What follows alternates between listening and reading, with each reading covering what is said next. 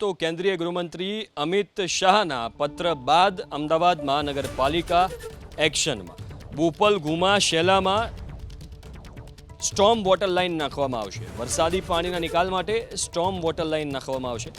142 કરોડના ખર્ચે storm water line નાખવામાં આવશે। રત્ના તળાવ પાસે નવું પમ્પિંગ સ્ટેશન બનાવવાનું આયોજન છે। આગામી 2 વર્ષમાં નવું માળખું બનીને તૈયાર થવાનો અંદાજ છે। બોપલ ઘુમા જે નીચાણવાળો વિસ્તાર છે ત્યાં આગળ પાણી ભરાયા હતા। એના આધારે અમિતભાઈ શાહ સાહેબે એક સાંસદ તરીકે ચિંતા કરી અને લેટર લખ્યો હતો અને એના આધારે અત્યારે એ વિસ્તારના અંદર 142 કરોડના ખર્ચે વરસાદી લાઈન નાખવાનું એક ટેન્ડર કર્યું છે।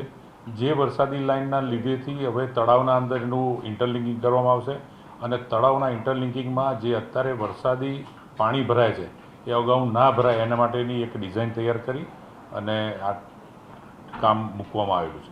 માનનીય અમિતભાઈ શાહ સાહેબે અગાઉ જે તળાવોના અંદર તળાવ ઊંડા કરવા અને એના અંદર પાણી વરસાદી પાણી જાય એના માટેની અગાઉથી ચિંતા કરી હતી। એ તળાવો ઊંડા અને વ્યવસ્થિત બની ગયા છે। એના અંદર પાણી જાય એના માટેની આ એક ઇન્ટરલિંકિંગ અને વરસાદી લાઇનનું બધાનું જોડાણ કરવાનું છે અને આના લીધે લગભગ આપણી બોપલ ઘુમાના જે 11 કિલોમીટરનો એરિયા તમે ગણો એ 11 કિલોમીટરના વિસ્તારના અંદર આનો સીધે સીધો લાભ થશે।